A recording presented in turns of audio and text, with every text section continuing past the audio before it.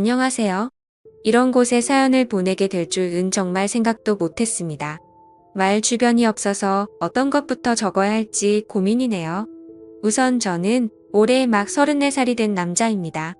제가 아내를 만난 것은 5년 전 친구의 소개를 통해서 만나게 되었습니다. 아내는 유치원 교사를 하고 있었고 저는 지방의 조그마한 회사를 다니고 있었죠. 아내와 저의 나이 차이는 2살입니다. 아내가 27살 때 저를 만나 1년 연애를 하고 결혼을 했습니다. 아내의 집에서 제 아내는 장녀이고 밑으로 처제 한 명이 있고요. 아버님께서는 교사직을 하고 계셨습니다. 어릴 때부터 엄한 아버지 밑에서 교육을 받았지만 공부를 썩 잘하지 못했다는 아내는 특히 처제에게 열등감이 많았습니다. 처제는 공부를 잘해서 명문대를 갔거든요. 지방 전문대를 나와 유치원 교사를 하는 아내는 그런 것이 아니 맺힌 건지 항상 동생을 싫어했었죠. 그에 비해 사실 저희 집안은 아내 집에 비해서 더 평범합니다. 부모님은 평범하게 소기업 회사원 생활을 하시다가 은퇴하시고 귀농을 하셨습니다. 그런 저희 집이 못마땅한 건 장모님도 장인어른도 처제도 아니라 저희 아내였습니다. 말끝마다 저희 집안 이야기를 꺼내 기가 쪽팔린다며 처제의 코를 어떻게든 납작하게 만들어야 된다고 말하더니 저랑 사귀면서도 동료 보육교사가 클럽에서 의사를 만나서 이번에 결혼한다는 둥 허황된 이야기를 하고 있더군요. 그런 문제로 교제 당시에는 몇 번은 헤어지기도 했습니다. 돈 많은 남자 찾아가라고. 나는 내 생활에도 만족 중이고 네가 원하는 만큼 우리 집이 갑자기 부자가 되거나 할 수가 없다고요. 그때마다 일주일도 안 돼서 저를 찾아와 무릎을 꿇고 빌면서 다시 사귀자던 그녀였죠. 저도 그땐 그런 게 사랑인 줄 알았습니다. 헤어지고 나면 허무한 감정을 이기지 못해 이젠 싸우고 헤어지면 다시 일주일 만에 만나는 게 정상인 것처럼 헤어진 것을 헤어진 거라 받아들이지 않게 되었던 거죠. 아내의 그런 성향을 이해했던지라 저는 더욱 열심히 일을 하였고 그렇게 모은 돈을 기반으로 아내와 결혼을 하게 되었습니다. 장인어른, 장모님 두 분 다 성격도 좋으신 분들이셨고 저희 부모님은 저만 좋으면 다 된 거다 라고 말씀을 해주셨죠. 처제는 아내의 말만 들으면 지독한 여자 이미지였지만 결혼할 때가 되어서 만나게 된 처제는 생각과 다르게 천사표 여자였습니다. 어디서든 당당한 여자였기에 아내가 스스로 자격지심이 많구나 싶었습니다. 그렇게 결혼을 하고 얼마 지나지 않아 처제도 결혼을 했습니다. 저희 아내 결혼할 때 처가 댁에서 7천만 원을 주셨습니다. 혼수는 따로 안 하고요.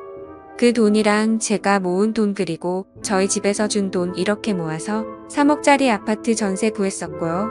그리고 처제가 결혼할 때는 3천만 원 줬다고 하더군요. 근데 처제 남편 직업은 행정고시 출신의 고위 공무원이었습니다. 아내는 그게 연신 마음에 걸리고 신경 쓰였는지 갑자기 또 저를 원망하는 투로 말을 하며 칭얼거리더군요. 그 때문에 또 많이 싸웠습니다.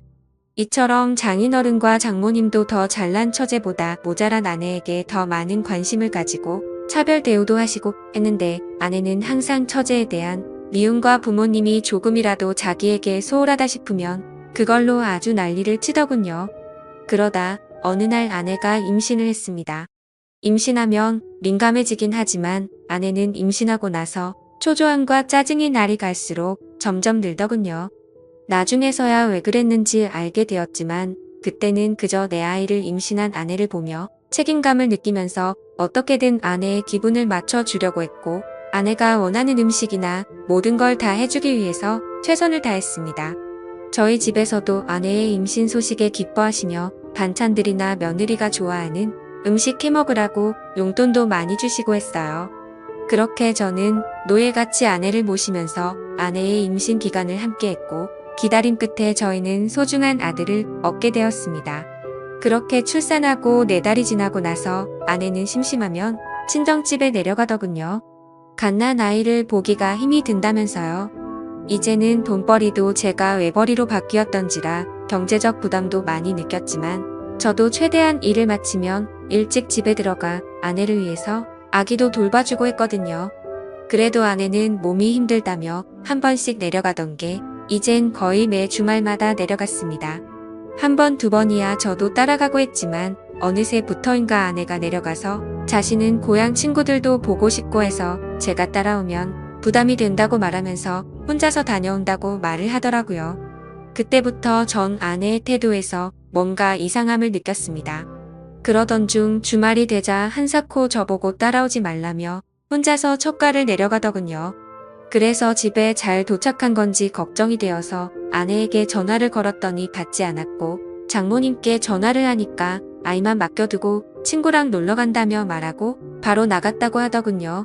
그래서 장모님께 솔직히 말씀 좀 부탁드린다고 요즘 아내 이상한 점이 없냐고 하니 장모님이 머뭇거리시더니 사실 아내가 육아로 스트레스를 너무 많이 받았는지 내려올 때마다 이렇게 친구들이랑 놀고 온다고 하더군요. 저는 컴퓨터로 아내가 깔아둔 핸드폰 분실 추적 기록을 따라서 아내가 어디 있는지를 찾아봤더니 위치가 그 동네 번화가로 나오더군요.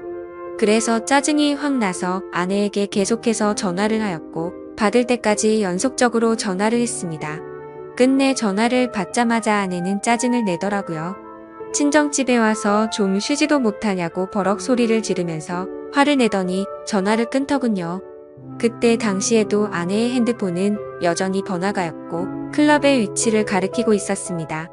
그날 몇 시간 동안 계속 아내의 휴대폰을 확인했지만 새벽이 다 되어서도 그곳에서 나오질 않더군요. 결국 그 시간에 택시를 타고 아내가 있는 곳까지 갔더니 역시나 클럽이었습니다. 클럽에 들어갔더니 아내가 남자들 여자들 무리와 한 곳에 섞여서 놀고 있더군요. 얼마나 술을 마셨는지 저도 알아보지 못하고 옆 남자에게 기대어서 자고 있는 모습에 순간 화가 치밀어 오르더군요.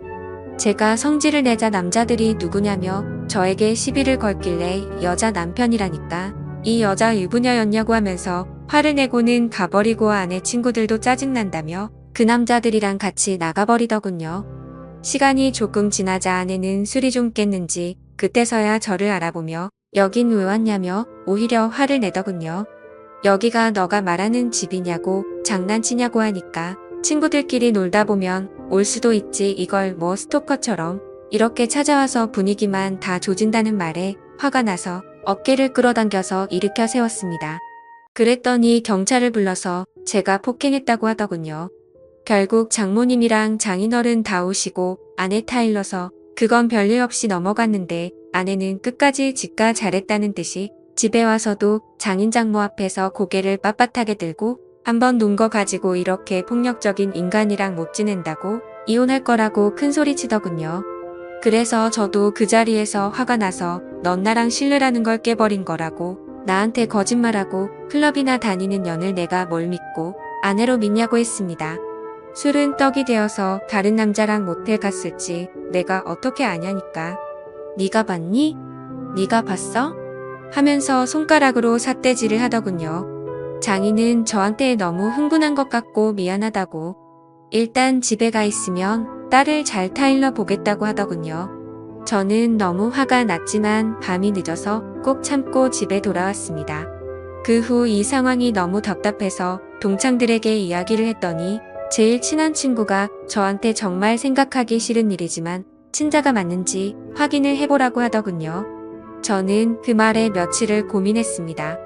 근데 그 제안에 심어진 의심이 떨쳐지지 않고 혹시 설마라는 생각들이 계속해서 커져가서 저도 미쳐버릴 것 같더군요. 결국 아들의 친자 확인을 의뢰했고 저는 검사 결과를 받자마자 처가 댁으로 달려갔습니다.